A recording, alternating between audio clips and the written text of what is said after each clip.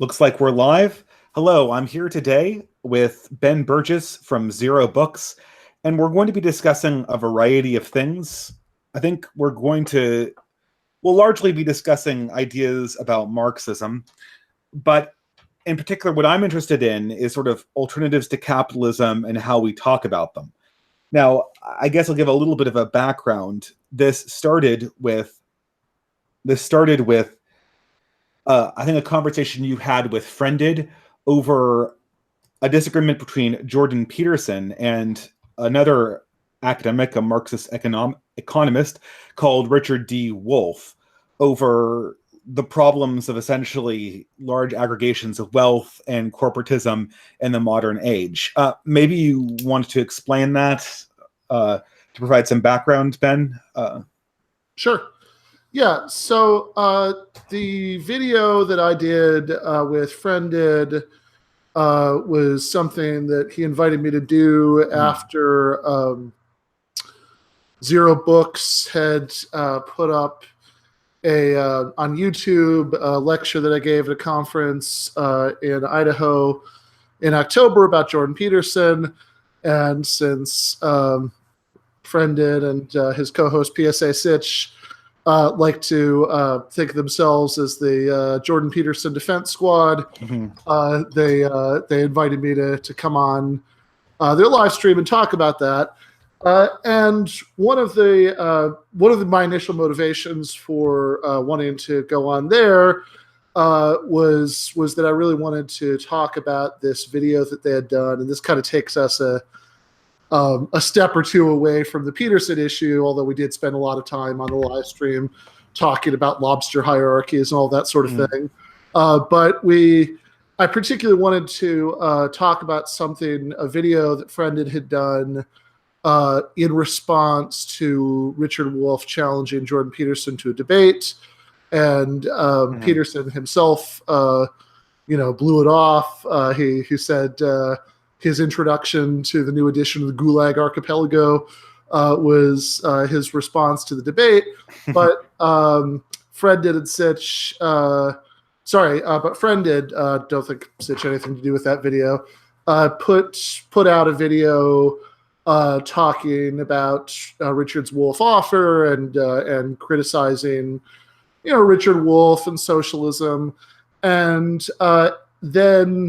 And so later on, when I've been trying to do videos for the Zero Books channel about once a week. I have a book coming out through them that's I'm just gonna take a second to shamelessly plug. Should be in April and May, I think, but the exact publication debate's still as yet to be determined. Called "Give Them an Argument: Logic for the Left." And so partially because of that, and just partially because it's been an interesting thing to collaborate with our mutual friend Doug Lane on, I've been doing these videos for Zero. So for one of them, I brought back a clip, the original clip that I found, the part that I found the most galling from the original Friended video. And then I showed a little clip of us in the live stream talking about it, and then I sort of went into detail about why I thought that he was making a bad argument. So to start with the Wolff clip, in the clip that Friended took with Wolff said that the common sense alternative was to he gave the example of a large restaurant where instead of having a board of directors or any bosses, by which I assume he means any kind of executives hierarchy, the employees would all work equally and then take turns making the decision over all restaurant operations, including marketing, decoration, kitchen management, etc., etc. And this was a description of a radical de-hierarchy. I mean, I don't know if de-hierarchization is a word, but a radical non-hierarchical organization. So that was really the starting point. So just to interject, I mean, I think that I think part of the disagreement that you and I were having over Twitter ended up leading to us doing this. I know we talked about doing a live stream even before that, but Sure. is had to do with well, I think that we might have been talking past each other, but I think that what it gets down to, I think this is a fairly neutral way to put it, is that I think my suspicion is that whether or not this disagreement between me and Friended on the wolf thing touches on the disagreements that I have with you, and we certainly have some on these subjects.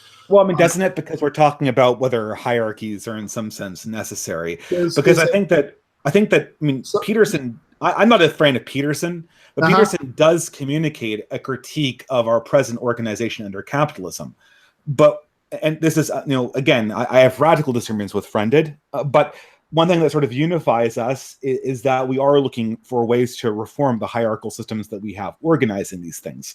Well, yeah, go ahead. Okay, so I'm tempted to dispute the claim that in any particular meaningful sense, Jordan Peterson has a problem with that, but I think that would just take us off into a different direction. I think that's a digression. He was literally talking. Let's let that stand. I think. I mean, we could again, we can't care. He says he does. Okay, so okay. We can sort of psychoanalyze him and go, oh, really? But at that point, we start going like, oh, well, maybe Marxism is really capitalism when you really get down to it. Yeah, I mean, I don't think it's an all or nothing thing that you either have to take everything everybody ever says on face value, or it's just all up in the air. But I think you can look at the pattern of his statements over time. But in any case, I shouldn't have said anything about that because... Oh, no, it's fine. It's a good clarification to make. To finish my thought, just on the differences between me and Friended. Yeah. For different alternative forms to organize capital, debt, risk, and other things. I'm a huge critic of present corporatism and how we have our system organized. And as if you see increasingly on the right, there are huge criticisms of, I don't like the word capitalism, but I'll say the modern corporate system, the modern globalist corporate system of managing capital. And we're very interested in alternatives. But I think that, oftentimes there seems to be this confusion that comes up that because we criticize capitalism, to put it very bluntly, we're going to be on board with sort of these Marxist alternatives of the kind that Richard Wolff was talking about, and I think that it's becoming clear. Let's talk about this, because I think that even though you and I clearly do have some large scale disagreements about this, I think that part of what was going on in the Twitter conversation is that depends on how you read the point of the Friended critique of Wolff. So Wolff, as you're saying, gives an example of like a simple workers cooperative at a small business, like a restaurant, where you could just have everybody sit down, in a meeting, maybe not that different from, even like some family businesses, they might have a family meeting or something to make crucial decisions. And so Friended thought this was just hilariously implausible. Now, I mean, the way I read that form of work, if we're being exact, the way that Wolff described it, that particular form of organization has a terrible track record. Anytime you go to a larger form that's like beyond like some kind of family business, so like the kind of radical. I mean, he was talking about a radical non-hierarchical way of organizing. Okay, so this is what I keep trying to get to. That I think there's an ambiguity here. So if you take the target of his critique to just, it's part of it's how you read Wolff and part of it's how you read Friended. So if you take Wolff to be saying, hey, here's what we should have: direct democracy, no representative mechanisms. And if you take Friended to be saying, oh, that's ridiculous, if you're going to have effective cooperative business forms. That's what I heard. You need some sort of representative mechanism. That was your reading, right? So no. Well, I mean, I thought my reading was also that because there's two things. First of all, there's a representative mechanism, and then there's the hierarchy that the representative mechanism will naturally generate, right? And so I think those are both critical features because if we're saying like I don't know, people, I'll get into ESOP and all the other stuff, right? But like if this is just going to be like employee ownership, the way we've seen it organized in real world situations, like that does not obliterate hierarchy the way that Wolf was implying. Well, Wolf didn't imply it did, but like there's an implication. Wolf was talking about disagreement. I don't think Wolf was implying that, and I don't think Friended's critique was as narrow as you thought it was.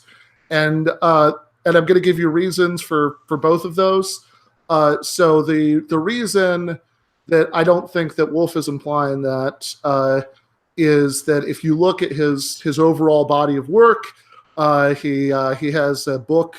He has a book about co-ops. He started a foundation to promote co-ops. He writes extensively all the time about co-ops. He interviews people who are in different positions in cooperative businesses and organizations on his weekly podcast. He goes around the world lecturing about co-ops, and so I think that he is aware that lots of them have complex representative mechanisms. I think that he was giving a simple illustrative example, the same way that if somebody was only ever from the only political forms they were familiar with were, monarchies and empires, and you say, no, I'm a democratic dissident. I say, oh, well, how would that possibly work? And, you might give it some simple example of democracy, like a New England town where most of the crucial decisions were made by a town meeting. Now, there's going to be, it's a perfectly fair thing to say, oh, there's going to be a problem when you scale up, and so you're going to have to introduce representative mechanisms. I think that comes with some disadvantages, and this could apply to representative republics no less than businesses. That can come with some disadvantages in terms of some of the value of democratic decision making. This is why I was trying to emphasize on Twitter that there's a continuum between these two things. There are various things that you can do to make representative mechanisms closer to direct democracy or further away. We are talking about systems that replicate hierarchy. But and the reason why I go this direction is because hold on, let me make my critique. I mean, we can talk about what Friended might have said, sure. Right? Like the implicit connection to Jordan Peterson and the whole lobster thing was hierarchy, right? Like these systems that we're talking about in the real world, the ones that work, they solve an ownership problem, but they don't solve I don't think hierarchy is a problem because I'm not a communist. I think there are perverse hierarchies certainly, but I don't think they're all bad. But they re-replicate hierarchies, and I think it's important to say that because once you say that, then you go right back to Jordan Peterson, and you have to acknowledge that I think Jordan Peterson on this narrow point is on to something when he talks about hierarchy being a sort of a fundamental thing.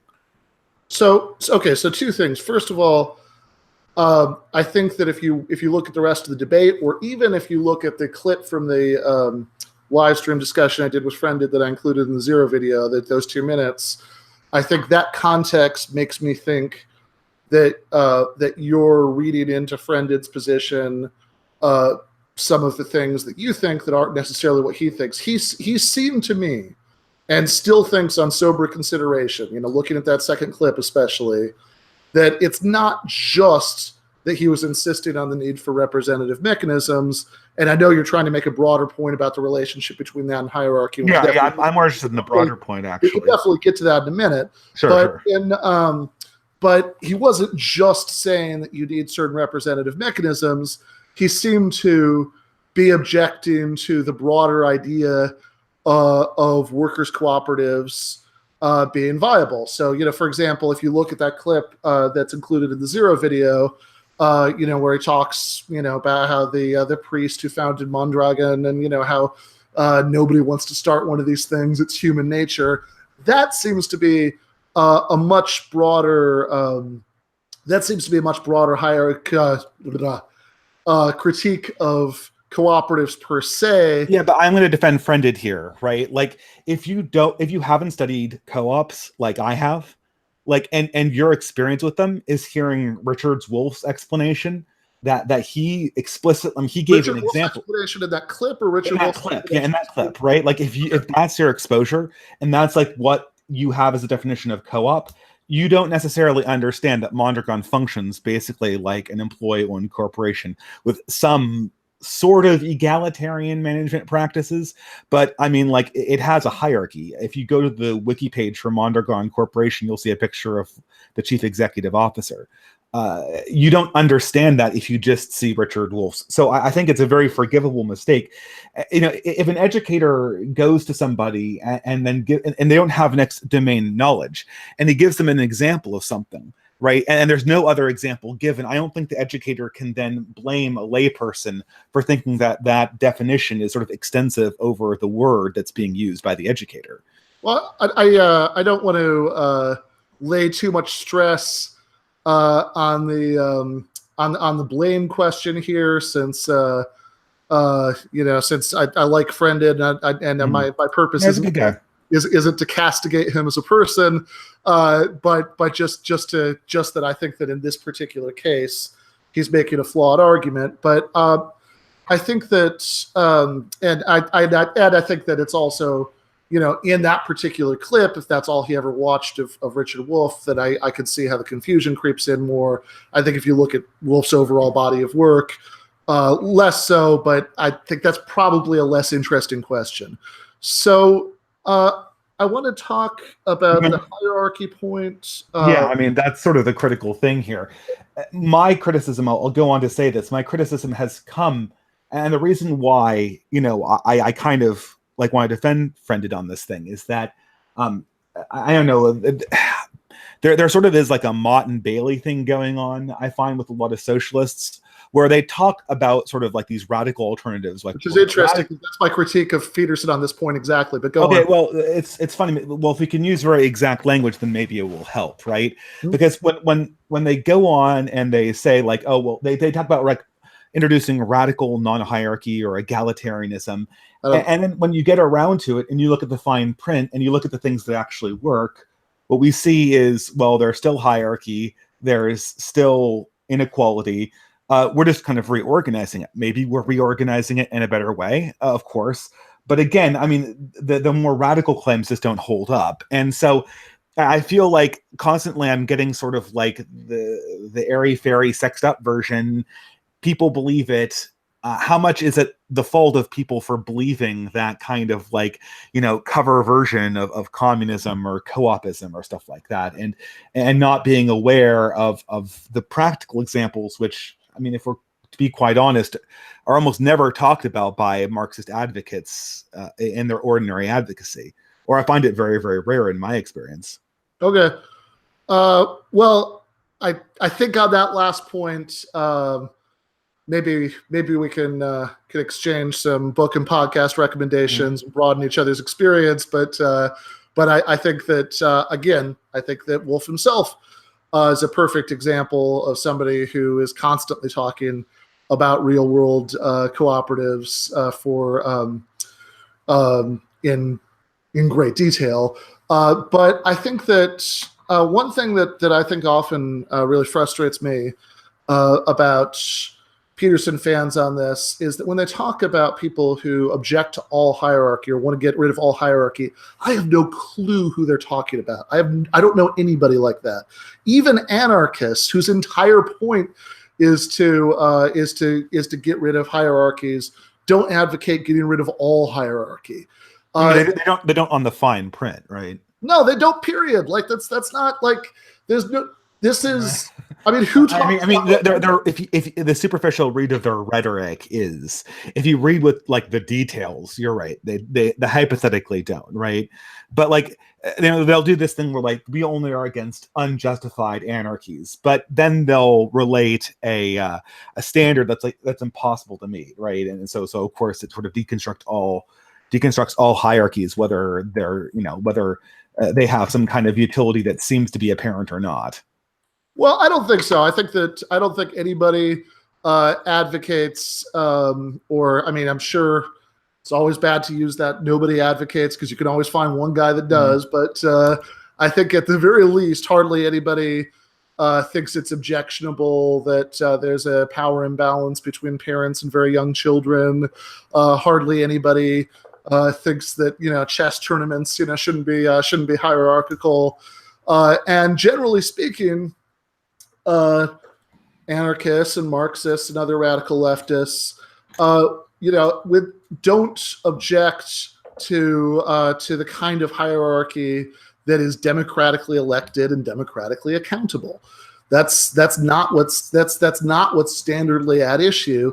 And I think that very often there's a bait and switch with the Petersonian defense of existing capitalist hierarchies because it seems very clear that that when in most contexts that Peterson and his acolytes are defending not just some abstraction called hierarchy, but really existing economic hierarchies. Now they might think they go too far, or you need some amelioration around the edges. But basically, if you say, "Oh, I don't think we should have capitalism. I think we should have socialism," Peterson will start ranting and raving about gulags. I don't think socialism and capitalism are even meaningful terms. Maybe you could define them. We should definitely get into that. But just to put a little bow on the point about hierarchy, I think I've literally heard everything described as capitalism and socialism. Okay, well, similarly, if that's going to be your objection to capitalism, you should also drop the word hierarchy from your vocabulary. No, I know what hierarchy is. I don't know about that because it seems to me that if you say, hey, it's really bad that we have this extremely hierarchical form of economic organization, all else being equal, it'd be better to have a less hierarchical one. Here's my idea.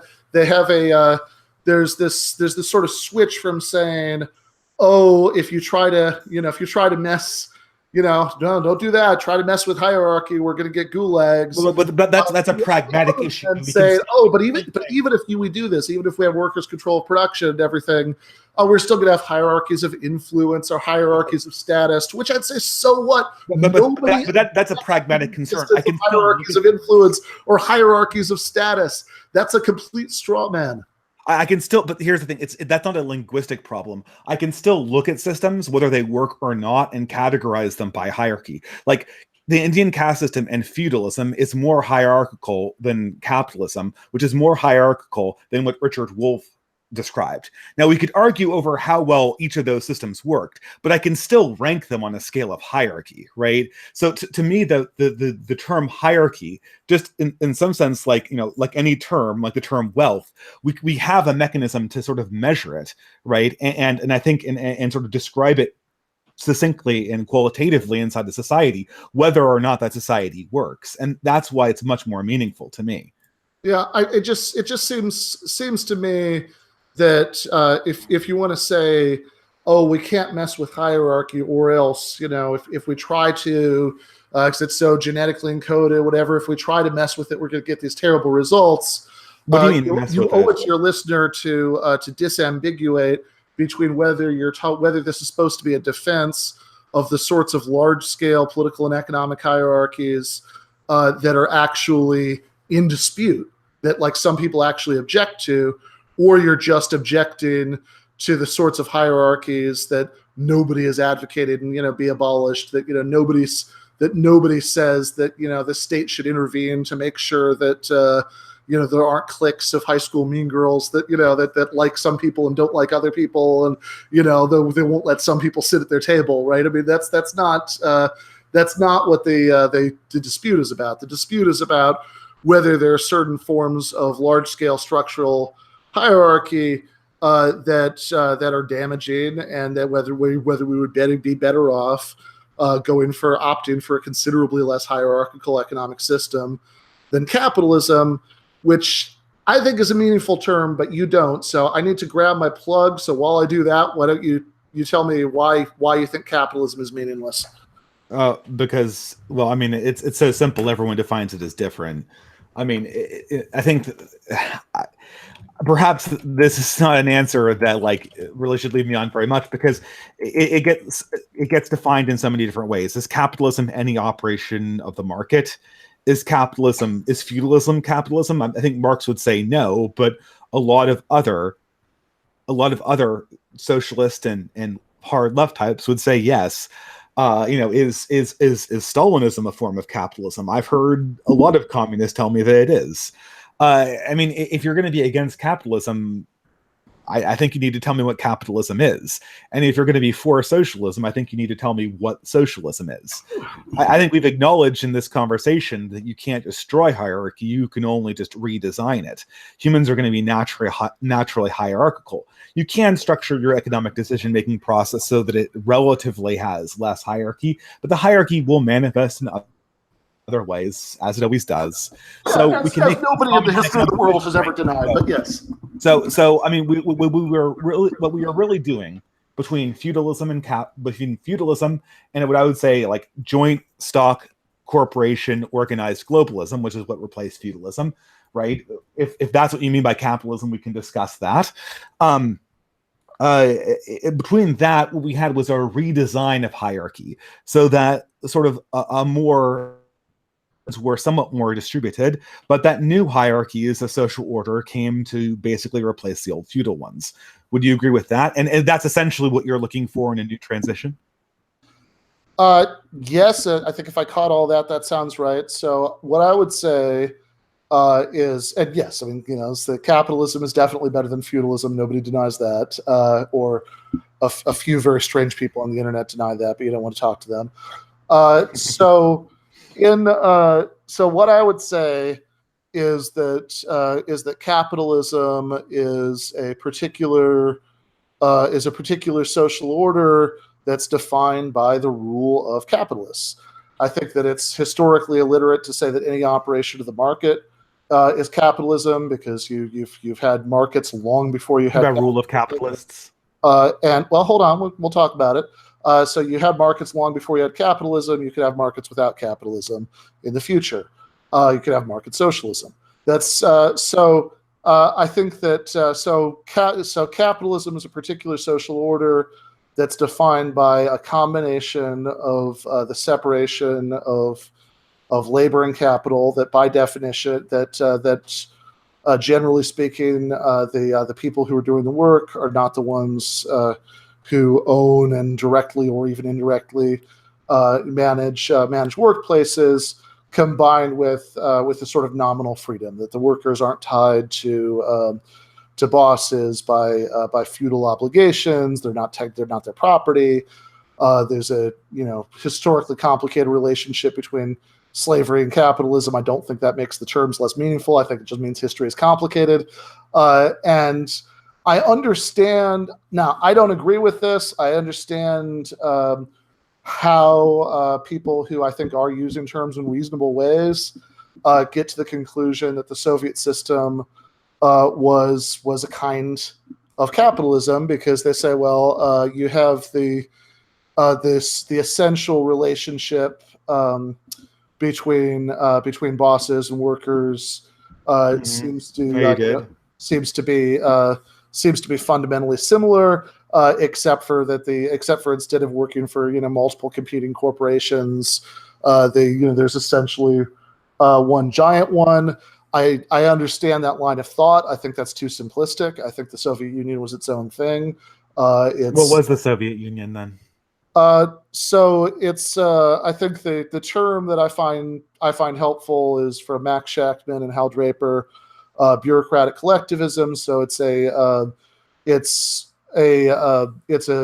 social order where there's a class of state planners that control the means of production in lieu of either private capitalists doing so or workers doing so. So socialism, I would say, is an economic system that's based on workers' control of the means of production, and that could include markets. There are reasons, and I think there are reasons I'm sympathetic to, why in the Marxist tradition certainly a lot of there's people have thought that that in the long term could overcome not just the domination of workers by capitalists, but also the domination of people by the sort of hustle of the marketplace. But I think whether that's entirely fulfillable, that second part is entirely fulfillable. Part of that's an open empirical question. I think that we could talk about different ways that it could possibly work, but I think at the very least, I think that it's a tough sell to say you couldn't have some industries be nationalized. I haven't said. By the way, I haven't said anything yet. I've only asked for a definition of capitalism, and I'm going to interrogate this because you said that like it was ruled by capitalists. So what does that mean? And because it seems that in all the systems we've described, the class that makes the laws is very closely connected, or literally is the class that owns the capital. And so if it's ruled by capitalists, then how is feudalism different? I mean, we that definition you gave. Hold on. Let me ask my question. The lengthy definition you gave, I was listening very closely, and the only sentences I heard that didn't also apply to feudalism were when you were talking about sort of how the workers had nominal freedom, which to me means that the distinguishing feature of capitalism is nominal freedom of the workers, which means that slavery was sort of just this holdover from feudalism, and then as you described, capitalism is just. I don't think I said anything about the sort of the pure system we have now, right? Between feudalism and slavery, but I think that the question of whether to think of slavery as a kind of holdover from feudalism is one that I don't necessarily have a position on. I think that it's certainly a historical fact that in the actual story of the growth of global capitalism, slavery played a large role. So how to think about that combination of systems is an interesting question. But I think I don't think that it's going to be one that's going to be central to anything that we're talking about today. Well, I want to know what the difference between feudalism and capitalism is. It can't be the rule by the people who own the capital. That's also true of feudalism. It must be the nominal freedom of workers, right? Yeah, I mean, I think that the fact that feudal aristocrats get their ownership of tracts of agricultural capital, maybe from royal decree, maybe they don't. There's certainly they don't typically get their estates from buying or selling it on the open market, and certainly the fact that instead of having serfs who are bound by the land, and I know that some of what I'm saying right now is a simplification of complex historical arrangements, but in a general sense, that instead of having people who are bound by the land to work for a particular feudal lord, you have a situation in which people have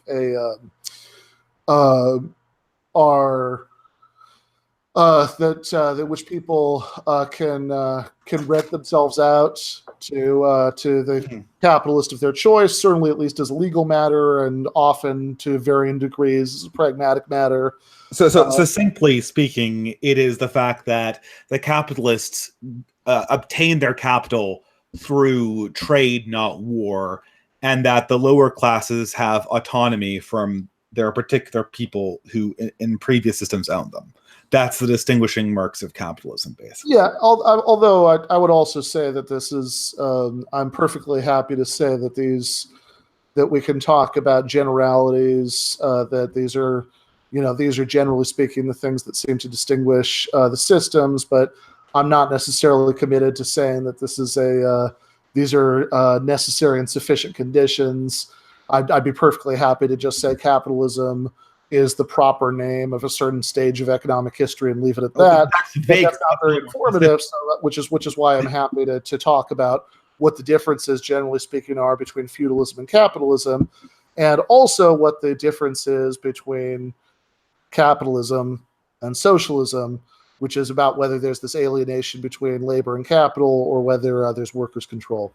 Well, I mean, the difficulty here, though, is that now that we have this definition you laid out, when we compare capitalism to working systems, the only things that we have that are like, as opposed to comparing it to like hypothetical systems that have never really been installed on a large scale, the only distinguishing features we have that apply to this capitalism thing are like autonomy of workers to like, quit, and the fact that we've replaced war with trade. So you're certainly not under the impression that Marxists don't think that capitalism is a large improvement from feudalism, are you?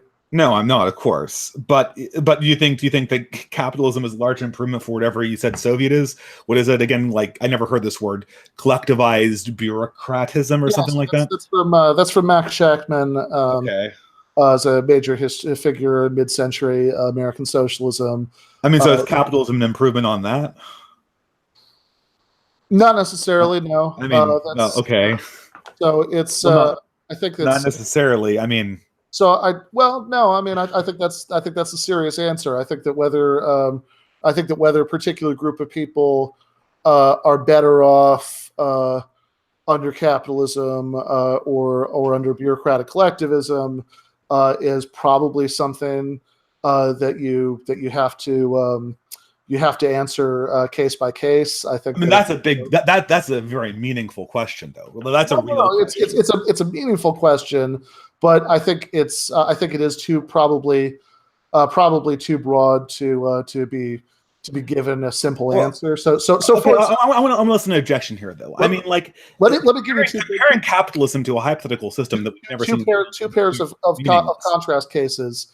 Clearly, if you were born in North Korea and you moved to South Korea, you're better off, obviously. So in that case, you're better off living under capitalism than under this extremely impoverished and extremely regimented form of bureaucratic collectivism. On the other hand, are you better off living in a capitalist death squad dictatorship in Haiti?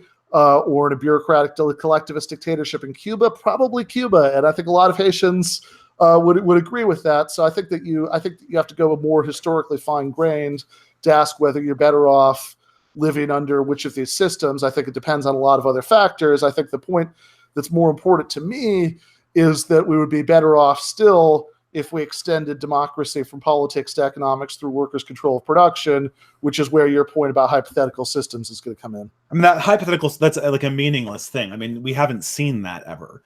Like, we don't have that system practically in evidence, right? So all we're doing is comparing something that exists in the real world with something that exists on a piece of paper, I don't see how the question's even meaningful, right? So notice that this exact objection that you're making would apply equally well towards somebody advocating Republican government in 1750, when there hadn't been any kind of republics, even in the very minimal sense that Venice was a republic or whatever, or that operated in large swaths of territory. You didn't have any of those until the American and French revolutions. You had small cases. Oh, okay, but that's not what that's. But notice that the way you put the objection earlier was that you said that that the reason that it was meaningless was that you couldn't compare it to anything that had been implemented on any kind of large scale. Sure, but this sort of gets us back to like the whole co-op thing, right? If we're going to go to successful co-ops, and look, I'm not a defender of corporatism. You're not going to you're not talking to a libertarian here. But if we're gonna say, okay, like this co-op thing, the Mondragon model is what I want, then like I might even agree with that, right? Like the problem is that's not there seems to be sort of a switcheroo going on here where we go from like Mondragon to Marxism. And Mondragon isn't Marxism. It's not.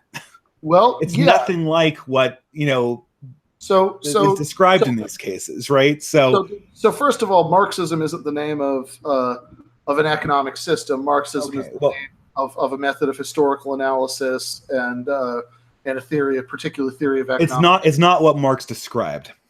Well, okay. I still have the printout on the table from the video that I did the other day. I can tell you exactly what Marx said about co-ops.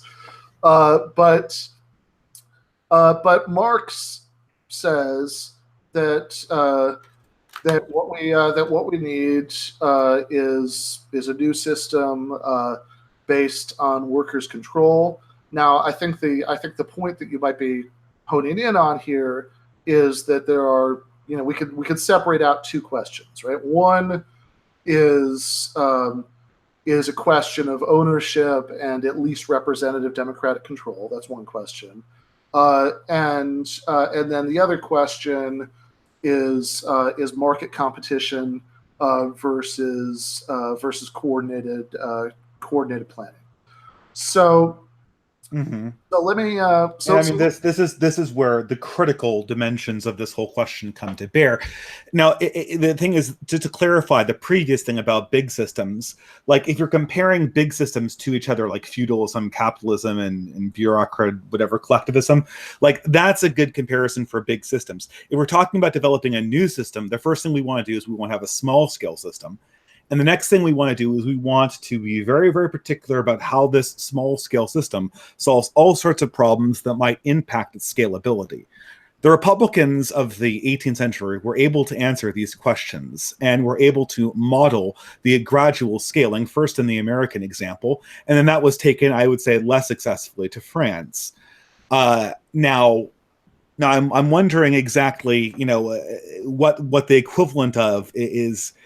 To me, if we're trying to build on Mondragon, that's where we have to start. What's the scaling before? Because you just said, first with America. So your first example is already a republic that covers vastly more territory. No. It is. That covers. That's not how America was installed. I'm sorry. How America was installed was small colonies of people practicing republicanism, which then formed into larger states, which then only after a war with Britain were formed into a large continental republic after a lot of political conflict. But you're switching because you have because if somebody said, we're having this argument. Then, I'm Tom Paine, you're a loyalist. We're having this argument at some point in, the 1760s. And so I say, hey, we already have, considerable degree of, democratic self-government in this colony. So it's not that much of a stretch to imagine this totally independent democratic republic over the course of the whole thing. It seems to me that the loyalist here can reply in exactly the way that you're replying about co-ops. They say, well, just like you said, you can't, you just a worker-run co-op that a capitalist market, tells us nothing about what a whole system like that would be. Similarly, the loyalists can say a colony that's part of the British Empire and subject to the laws of the British Empire. I think you might not understand. I'm not arguing against scaling up Mondragon.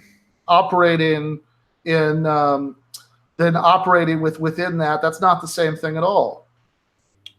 No, I'm not. First of all, I mean, are we talking about like in 1770 when there were like 13 large-scale colonies operating on a state level in a Republican form? Well, like that's the debate you're analogizing this to. It's a matter of limited self-government within an overall non-Republican system, okay. Which I think is actually not a bad analogy for workers. By limited, you mean make most of the political decisions. To the extent that attacks on like stamps was like a huge. They make whatever political decisions the British Empire chooses to allow them to make. I mean, like, keep in mind the political decision that they thought was crossing the line into tyranny was a tax on stamps. Yeah, the political. I mean, so this is a fairly autonomous working system, and all of the colonies saw themselves as autonomous political entities. That's why Thomas Jefferson called himself a Virginian and not a British person. So I think it's deeply misleading, given the history, to say that this is some trivial example that really shows that that how autonomous they were, that this bothered them. There's a widespread recognition of... I think it's deeply misleading to describe the 13 colonies as an element of British bureaucracy, or as some kind of as some kind of a small, largely puppet organization of the Parliament. They recognized the right of Parliament to legislate over them in all kinds of ways, but there was a long-standing tradition within British constitutional monarchy. Okay. So your case is that I'm missing the point of this analogy. If the scaling argument is we have something that looks like the 13 colonies and we want to go to something that looks like the United States, that seems to be a perfectly reasonable idea. It's a perfectly reasonable idea to look at a model like Mondragon and want to scale it up to the next level. In fact, I'm a huge advocate for that. Okay. But I get a feeling that that's not. I feel that's sort of confusing. I don't feel that's what actually is being discussed, and it certainly goes to the heart of what hierarchy is. Look, how about this? The organization that I'm a member of, that a lot of Marxists in the United States are members of, is the Democratic Socialists of America. You look at what it says in this platform. And what's described is a situation where certain crucial industries, especially ones that provide important services like healthcare and education, are nationalized, maybe combined with some form of workers' control, but you also have a thriving market sector of competing workers' co-ops. Now, I would say that's a kind of socialism. Now, I might hope that over time it might evolve into a kind of socialism where we're all, not just liberated from domination by capitalists, but we're liberated from domination by the need to hustle for your daily bread in the market in certain ways. We described two different things, right? So, well, no, I think at its core we're describing one thing. We're describing one form it could take that I think we've agreed. I think we've agreed is pretty realistic, and then we could speculate about something even better it might evolve into in the future. But if what you're telling me is that you think that sort of initial state of socialism that I'm describing, that we have some sort of NHS for healthcare, we have equivalents for some other industries that provide certain essential services, but we have much of the economy, and that's combined with some form of codetermination, workers' control, and we have much of the rest of the economy organized as a market sector of competing workers' cooperatives. If what you're telling me is that you're cool with that, but rather than the sort of techno-utopian hopes that I might have that might evolve into something even better along the lines of the critique of the Gotha program, given sufficient cultural and technological changes over the course of time, and what you're saying is nope. I wouldn't want it to evolve into the sort of marketless planning that might be enabled by future developments in artificial intelligence, etc. I would hope that it stayed exactly there. Then what I would say, I have no idea what you're talking about. You've totally lost me. All right, totally lost. I mean, you're talking about hypothetical developments that come off a development that hasn't implemented yet, based on technology that hasn't been invented yet. Yeah. So they have so are we talking about something real or just something that's totally hypothetical? And I don't know. To me, that seems strange. Everything we're talking about right now is nationalizing. Everything that's real everything that's real was once hypothetical. I understand. But the objection to this development comes, and I come from an engineering background, right? That progress comes from taking something that exists and making it better, not pointing out the flaws of something compared to a hypothetical abstraction, and then moving it in a random direction that may be worse, with hope that in a second iteration it will go to something better. Well, now that's just not how you do technology. I need to make this not how you do technology. Totally lost me there. How you do social science, if we're thinking really very realistically at all. What you just described has no relationship to anything that I've said, has no relationship to anything that Marx said. Well, hold on. If we slow down, I think we'll see it, right? You're putting words together. No. Hold on. We were talking about nationalization, right? Let's go back to this because I want to get really clear on this. Yeah. Now we can. So there are two issues on the table. One is what, given sufficient political will, I think that we could have in the near future. And I would certainly call socialism. And the other is. So what do you want to nationalize? Is what I might hope, and what I might, and what I might think. There's some good reason to believe, although it's certainly a complicated argument that might evolve into over time. If you want to just say the second question is meaningless, I'm more than happy to put it aside and just argue about the first question. Well, I don't know. I mean, like Marx talked about, and I've read Marx. He talked about how increasing, like he talked about how capitalism would get worse and how that would evolve into, worker control over everything. And then how that would evolve into sort of like this utopian, like classless sort of society. Like these sort of vague Hegelian hand waving at how things evolve is what I don't trust. And I think Marx's predictions on that front have been really, really bad if we're treating them like scientific predictions. Would you agree with that? No, because I think you're mischaracterizing them. But I think that but I'm still really curious about this question. So, okay, what question? So if let's say we're willing to say that the whole issue, we're putting aside any issue, we're just damning it as meaningless Hegelian hand waving. Any issue, we're waving away evolutionary arguments that exist like 4th levels down. All right, sure, fine, fair enough. So let's talk about one level down for the present. What I said we could have with sufficient political will. It doesn't require any technological changes, nothing like that.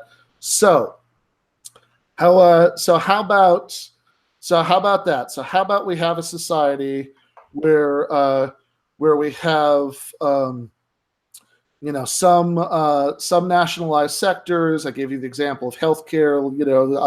We could have something like an NHS, and then the rest of the economy was organized into workers' cooperatives. Do you think this would be impossible? If you do think that it's possible, do you think it would be desirable? Well, I don't know. I mean, I think that if you could experiment with this. I think that we're heading towards nationalized healthcare already. I mean, it's practically a fait accompli. The big issue with getting healthcare costs down have largely to do with corporate IP and IP generally. I think that if you're looking at trying to like take apart the HMOs, I mean, I guess it's a part of it, but it largely has to do with provider costs, not with HMO profit margins. As for the co-op thing, that sounds like a good, that's what I'm hoping to see. The only thing though is I really want to have wealth and power aggregated down to the local level, such that there can be a division of power. I don't like the idea that we nationalize power upwards. And this sort of gets to, I think, a lot of what divides me out from socialists. Okay, so I think that we could actually probably, and since we're coming right up onto the time that we're shooting for, this might not be a bad place to start winding it down. But I think that it's good that we've. I do want to point out that we actually, despite everything, we actually do agree on a lot here. Well, I'm more interested in about like this socialism thing. Like, so socialism to you is just like a national healthcare system with co-ops, like Mondragon. I think if you completely eliminate ownership by private capital, That whoa. That's so hold on. This wasn't gone into. That's what I told you. Okay. I gave an example, right? So because I think that you could have I think you could have a variety of forms of socialism, and so I'm trying to and some of those are probably not feasible given current technology, etc. And so I don't want to. I know you don't want to get into to speculating about things that that can't exist yet. So what I'm trying to avoid is like things will get worse, then they'll get better, right? That's what I'm trying to avoid. What I'm trying to give you is an example of a form of socialism that's close enough to what we've got right now that it's easy to imagine. So, so what exactly are we talking about then? So again, instead of we don't have we no longer have anything that's owned by private capitalists. We have two forms of ownership. We have we have public we have public ownership. So in other words, nationalizations or state and local equivalents of that. And we have a market sector of competing cooperatives. So no small businesses, no entrepreneurs, basically, too. Like we're getting rid of those people as well. Yeah, if part of your definition of entrepreneur is that you can't, it's not compatible with cooperative form of business ownership. Yes, we're getting rid of that. I mean, that seems to be, I mean, that opens up all sorts of problems with risk and innovation and stuff like that. I mean, like, is it possible to start a business and have it fail? And if it fails, who takes the hit? Well, I think you could have, and I think that you could have a combination of something that, again, like I said, I think socialism can take lots of forms, but right now we're just trying to talk about the one that's the closest to the existing reality, that's the easiest to imagine. Okay. I think that if you combine, so let's say I want to start a tech company in this system, and I got this idea, how does this work? Yeah. So either you could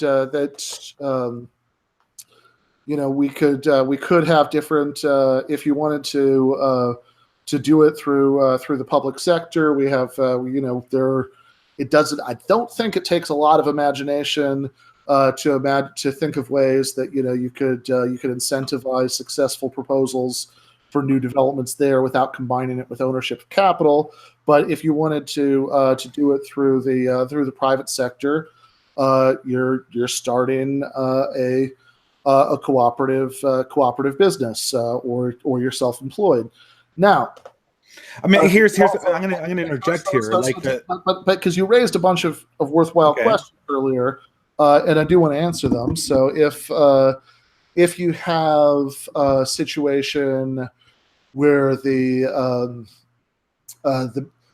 so you're talking about companies failing, going out of business. How do I So is my option only government, or what is the process to be like a non-governmental entrepreneur?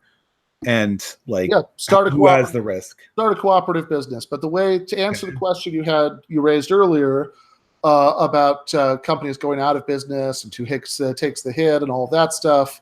Yeah, I think that just about any socialist who I know who would advocate a large significant market socialist element in what they would envision would also imagine some extremely generous social safety net and social services to minimize the human costs of businesses going out and people being temporarily unemployed, and of course you could also work for the large public sector. Well, no, I'm not worried about people working. I'm worried about people owning their risks and speculation and investment and ownership over making risky decisions. That's what I'm concerned about, right? This is something I feel that this is a large part of what gives our present system its edge. And I feel that people, like, for instance, I think ownership is a good thing, right? Like having an ownership over a piece of property means you defend it more. We've seen studies that show this, right? The idea that we're going to co-op everything and then, you know, you're going to get sort of the same care and energy attached to that, to me seems to be questionable. Right now, as somebody who wants to have more worker ownership, I wouldn't mind to have something a little bit like how G.K. Chesterton imagined sort of the land bank working, where like for old conglomerated capital, we start sort of draining it away and encouraging sales back to employees. I like that idea. But when it comes to, you know, I don't know how you want people to take ownership over their risks, and you want people to take ownership over their ideas.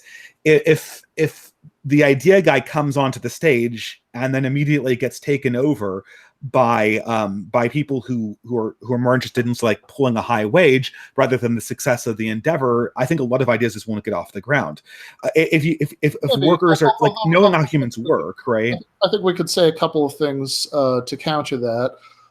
So one is that idea guys mostly under the existing system. And I know you're not defending it. You think that corporate capitalism at least is bad, but but idea guys in the existing system are by and large not the major beneficiaries of profits. They're mostly people who are low level in R&D departments, etc.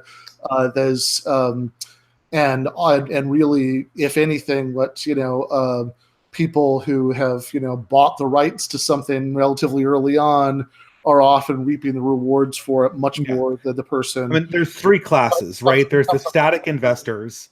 There are the initial entrepreneurial risk takers, and there's the sort of the idea generators, the R&D people who crank the research. And there's it's the second class I'm most concerned about, though. Yeah, well, and I also think that that you're going to unlock the more that you have a situation where people aren't, you don't have a large class of the population that is in a frenzied way consumed with just where the next week's paycheck is going to come from, etc. I think that you're going to. That's a separate issue, though, right? So like that's an issue about like safety net and compensation and stuff like that. It's a partially separate issue, but I think that but I think that there are various ways in which capitalism squelches creative potential. That there are lots of people who, given just a little bit more free time and just a little bit more economic security, could well be coming up with a lot of these ideas that you're not talking about. I'm not against free time and economic security. What I'm concerned about is what Nassim Nicholas. Now we can talk about how to achieve them. Hear my question before you respond. What I'm concerned about is what Nassim Nicholas Taleb talked about skin in the game, to make sure that the people who are taking the risks are the people who are getting the rewards and suffering the consequences.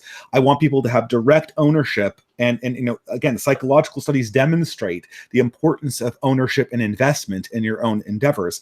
I don't want people to be working in a company and to be uninterested in the success of that company. I want them to be working for their own success and to be taking risks in that. Now, I understand that not all workers can take the kind of risks that entrepreneurs undergo, but again, I want the risks to be located very closely, and I want the ownership to be located very closely to the people. By and large, the most extreme risk is that you're going to become a worker yourself. But in the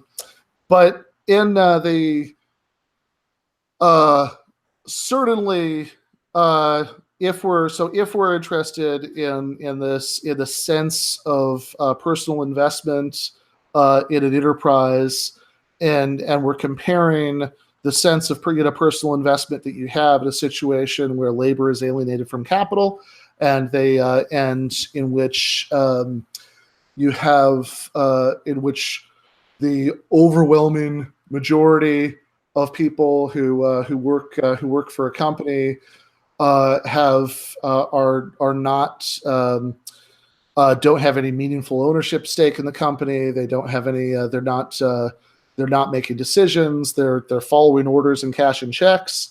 I think that you're going to have a lot less of that sense of personal investment than you have when somebody is actually a decision-making member of an organization. Well, the decision-making doesn't give people the investment. Some people just aren't. So the psychological studies. You'll see this all the time. Like, and hold on, listen to the objection here before you respond. Like, you'll see this all the time. 6 or 7 before responding, but go on. Oh, I thought this was a different objection, right? Okay.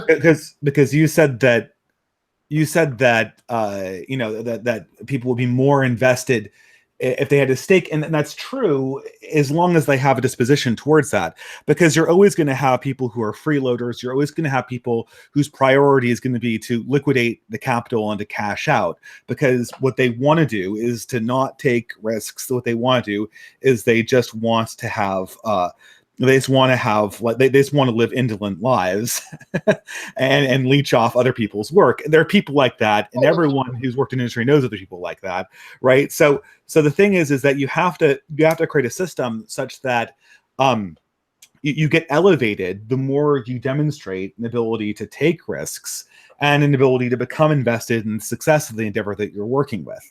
Now, I don't know, maybe we can manufacture something like this in the social system you're talking about, but what I'm very concerned about is that we don't make a distinguishment between people who might be interested in ownership for the reasons of wanting to cash out and people who might genuinely be interested in becoming a risk taker and a leader. To me, those two people are very, very different. And there might be people who just want to cash a check and get wealth and don't want to be risk-taking leaders. There needs to be differentiation. Wouldn't you agree? Well, I think in the existing system, most of the most severe risks of business decisions are borne by those who aren't in a position to make them. Yeah, sure. I'm not a defender of the present system. Okay. Well, that's good. Now, of course, we can't talk about whatever hypothetical fairyland you're talking about. We can only talk about what exists, or feudalism. So, if wait, we're talking about the thing you were bringing up, though, right? Which was very achievable, right? And my thing was, I was asking a question like, I'm concerned. A concern I have is that in the language, I'm not hearing a distinction between a worker who might want to get in on ownership because he wants to be a leader and take risks, and a worker who wants to get in on ownership because they want to take more money out of the system for personal reasons, legitimate or not. Okay, so I think that if cooperatives are voluntary organizations, and you could in fact have precisely the distinction you're talking about between you could even have it as a balance of aversion to risk versus how much you value the sort of autonomy that you're more likely to have and to a meaningful extent in smaller institutions, about whether you want to work in the public sector or whether you want to sort of make your stake for the riskier endeavor of being part of a cooperative business, and if people think that you're a worthless freeloader, nobody is obligated to start one of those with you. What I was going to ask before, Sure. and we never got to it, was you said you were talking about these psychological studies about sense of ownership, and I made the point that if you're that it seems at least plausible, speculative, but it seems at least plausible that you're going to feel more of that sense of ownership if you're in on planning and decision making than if you're just following orders and cashing a check. That if you totally. If you help to okay, so I was confused about what you said about that earlier. So can you clarify? Yeah, so it's a necessary thing to have a system that gives ownership to the people who want to take risks and who are invested in the enterprise. That's essential, right? But for instance, let's say I have this idea, right? And so like I have this idea, like and I want to start a company. So first of all, I need capital, and maybe we can have some kind of bank. I don't know what the socialist bank would look like. Presumably it's a national one, who knows, or maybe it's a credit union, which is what I prefer. Yeah, well, But like, let's just say that we have the capital, right? So now that we hire employees, right? So since the private model isn't open to us, right, all of these employees then become shareholders, right? um some of these employees are going to be freeloaders. Some of these employees are going to be just people who want to punch in, get the check, and cash out. And some of them are going to be like, I'm part of this company. I want to take the risk with you, and I want to get the reward.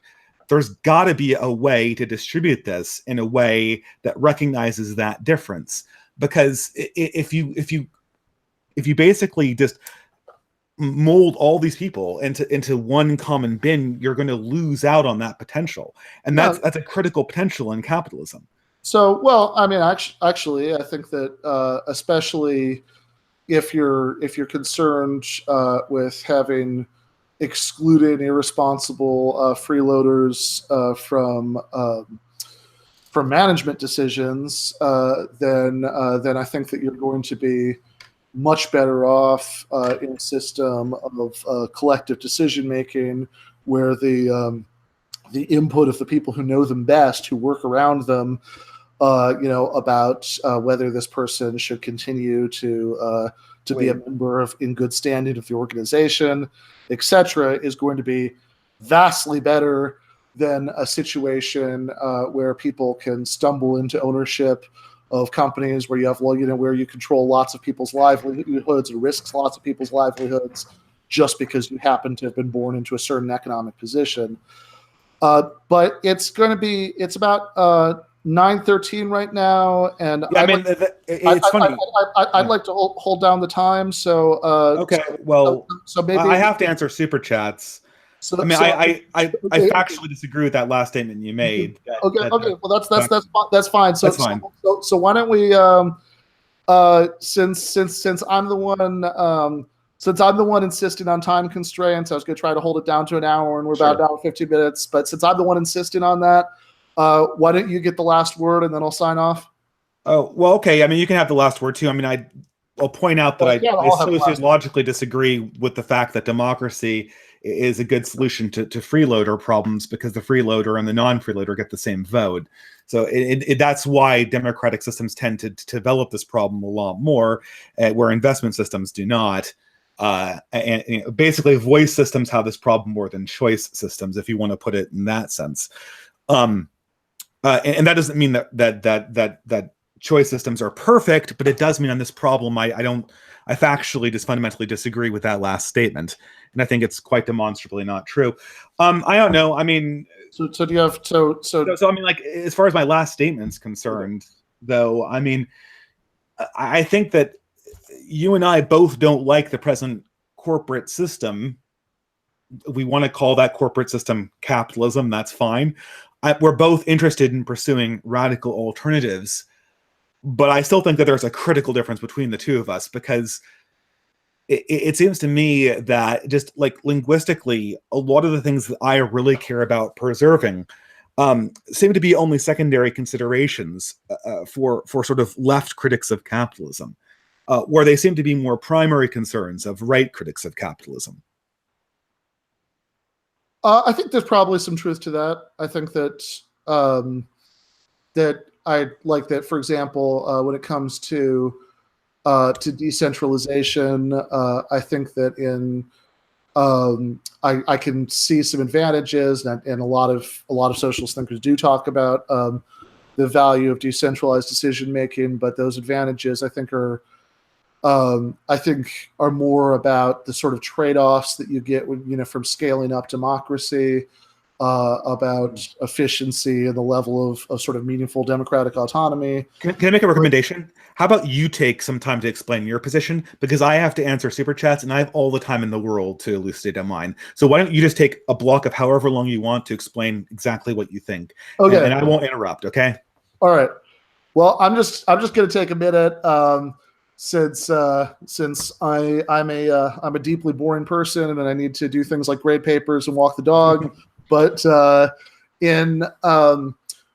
I was actually agreeing with your last observation that I think that to the extent that it might be important to me to have certain kinds of decision making be decentralized, I think that's probably more about valuing democracy, democratic autonomy for its own sake, whereas I think the sort of right critics of capitalism, your Crunchy Cons or G.K. Chesterton, distributists, I think that it's probably goes the other way around. That probably decentralization is valued either for its own sake or it's at least much closer to being a primary goal, because there's a sort of vision about personal responsibility maybe being better fostered by decentralization. So I think that you're right that there is that for all the crossover that there are probably going to be some fundamental divergences in values, and I mean on this and on other subjects, right? Depending on how the early part of the conversation goes, I was the jokey thing that I was considering saying was that if since you're since we agree that corporate capitalism at least is very bad, we both like co-ops, etc. If we ended up having too much agreement about the economic stuff, could say let's fill out the hour by arguing about abortion rights and the existence of God. But but yeah, I mean, I think you're right. I think that the surprising convergence and conclusions probably does mask some interesting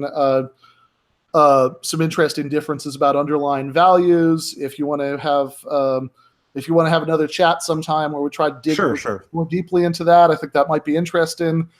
But right now, as I said, being very lame, I'm going to live the life of a petty bourgeois academic and get some stuff done before the end. No, I totally understand. And I feel bad because I'm probably going to answer some of this before you log off, after you log off. But because I think there's some interesting observations from that point.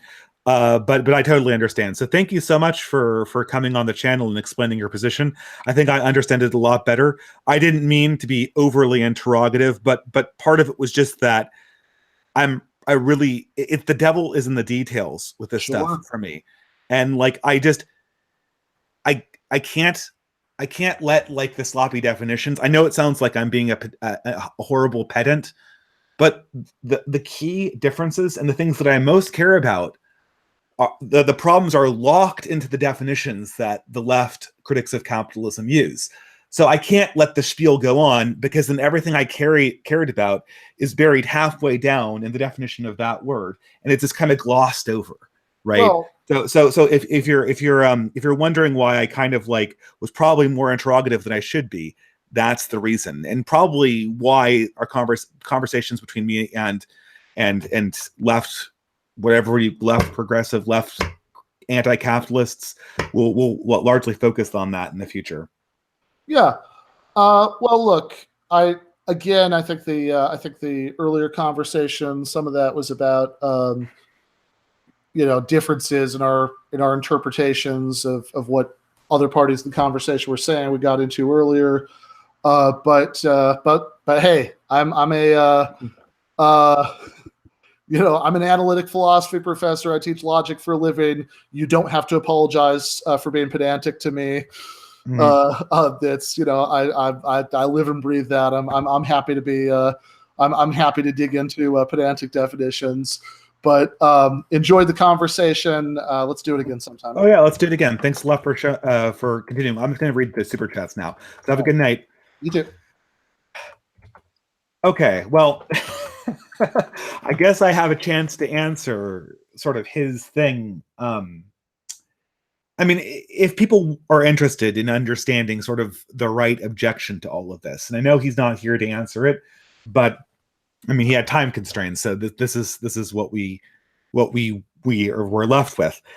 The reason why right critics of socialism like me, we prioritize localization to sort of the theoretical, objections to capitalism or all this other stuff, is because at the end of the day, I think the exchange being proposed in the near term is kind of bullshit.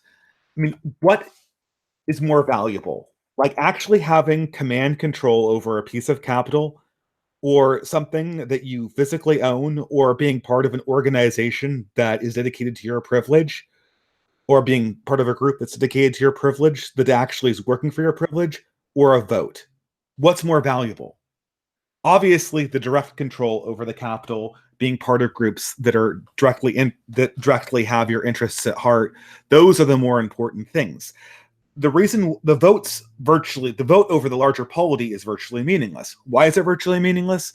Well, it's virtually meaningless because of the same group of people that we were, I don't want to say waving our hands away from, but I felt we're getting much, much too little attention in this entire conversation. And those were the people who were apathetic, who just want to get the paycheck and F off, and the people who are genuinely malevolent freeloaders.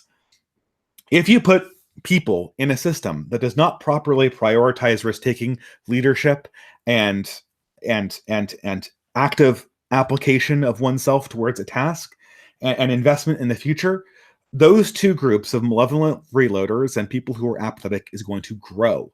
Moreover, the group of people who are apathetic people who don't really get invested in the stuff is already really large to begin with. So the net effect of the voting thing is that your vote gets mixed in with all of the other people's who are voting and don't really care.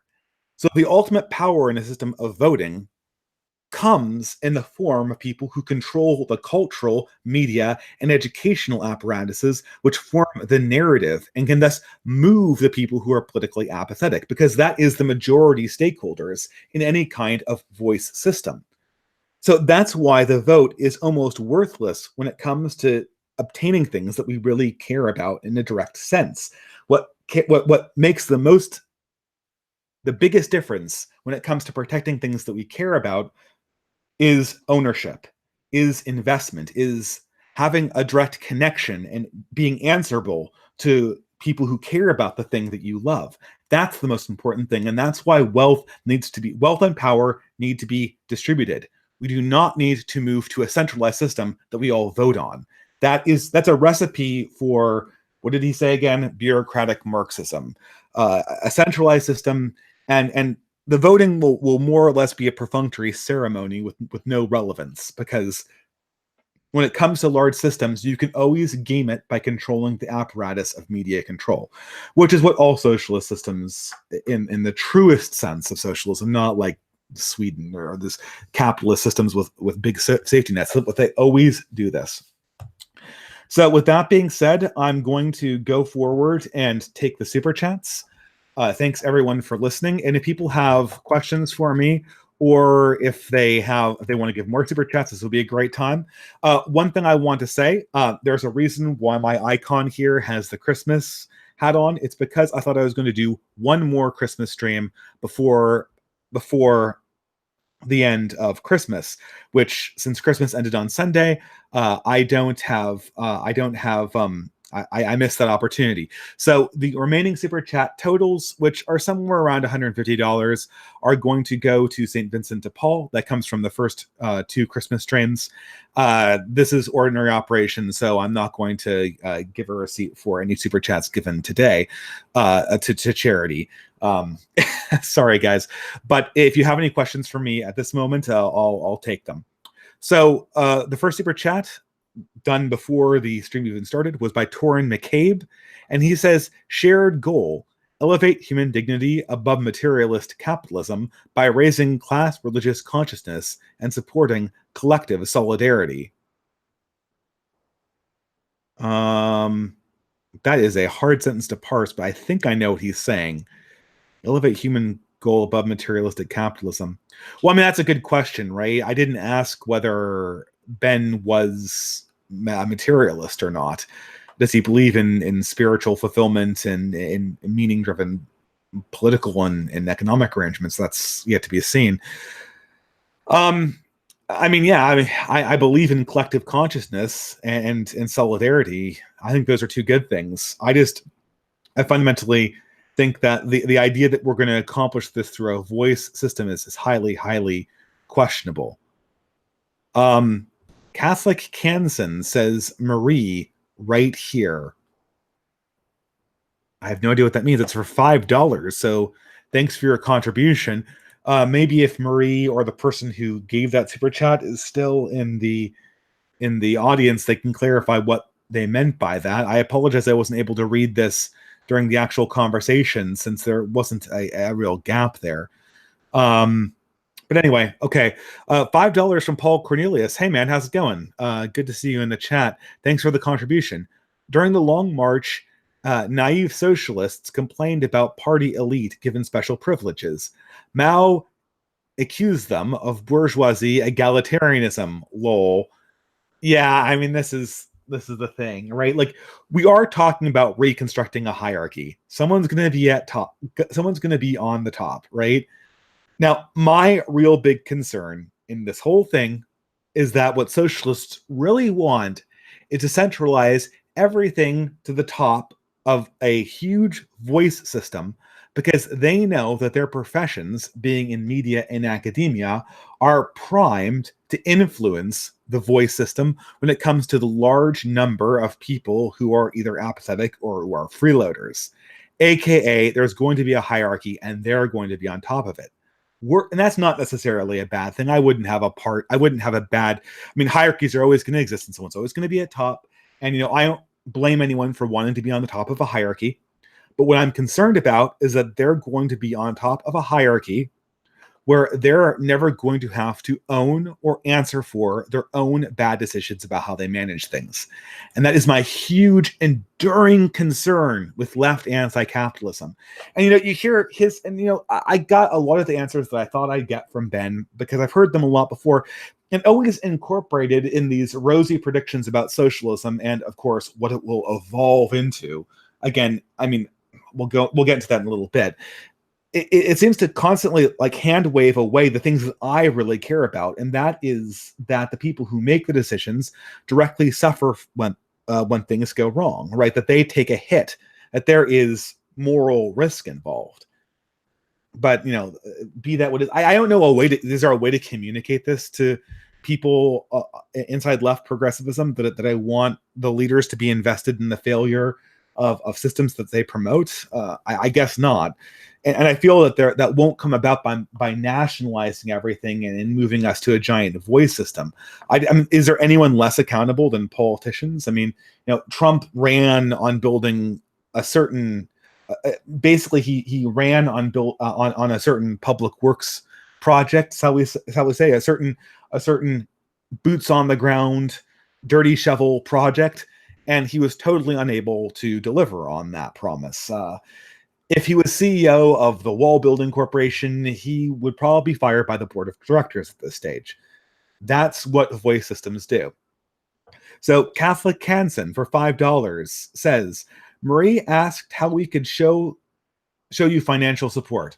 Oh, okay. Sorry, guys. I just don't know. I don't have Subscribestar is kaput. I really wanted it to work. Currently, it's not working. All I can say is that just moral support for the time being. The second an alternative comes around that I can use, which is not Patreon. Solidarity is a principle that I like, and I'm not going. I'm not going to be a scab for Patreon. That's for sure. And but as soon as an alternative, a non-Patreon alternative pops up, I'll direct you to it. But for the time being, the only thing you can give is moral support. And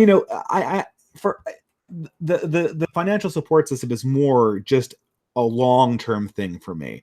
I'm not having a short-term financial crisis, but just as far as the long-term health of the channel is, I will eventually need something where I can get compensation for the time I put to this channel.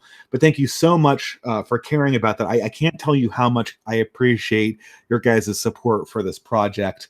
So thank you again for that. Rod Howard for $10 says, I think we have the perfect system for people to get input in their company now. Right now, anyone who's ambitious enough to be proactive can get into management positions in their companies. Yes and no. Yes and no. The companies sort of have, and I agree, like if you go to a company that's Silicon Valley, it is, I don't believe in meritocracies, but it's a rough approximation of a meritocracy. And if we compare it to previously existing systems, it might be the closest thing we've ever had to sort of a meritocracy of sorts. But companies are also hugely blind to certain human needs that their constituent members might have. They create all sorts of externalities that destroy the environment, that destroy families, that destroy the social order that they need to survive in the long term. They also function as somewhat monopolies, especially the Silicon Valley companies that we're contending with right now, and to a large degree also the natural resource companies. So I think that is, you're onto something here, and it's something that I think left socialists should acknowledge before they go on to just unloading on capitalism, is that it's done a lot of things that have been quite good. But I think that the objections of the anti-capitalists, there's a lot of truth there, and they need to be confronted. And that's something that really, at the end of the day, will need to become part of a larger discussion. I'm going to sit on for a little bit longer in case anyone wants to send a super chat or a question or a clarification. And but thank you guys all for your support. I guess I'm going to probably have more conversations with the Zero Books crew. I'm a huge fan of Angela Nagel. I loved her conversation with Sargon.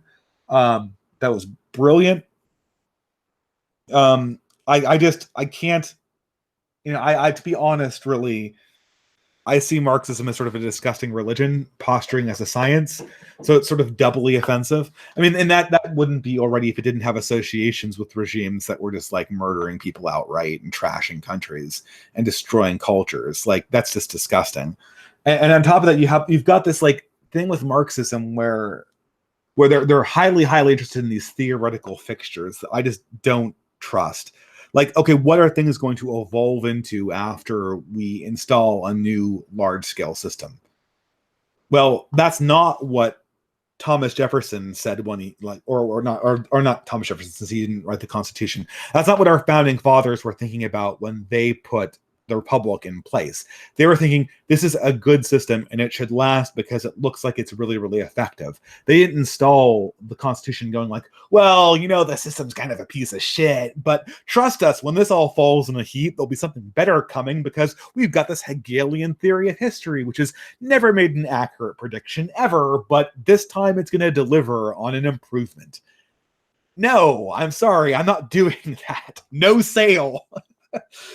And I know Marxists have explanations for why their predictions were inaccurate, and like, oh well, why didn't the revolutions happen in the industrialized countries? Why did they happen in the feudal countries, or the countries that were effectively feudal and not very highly industrialized? Well, I know they have explanations, but they're post hoc explanations.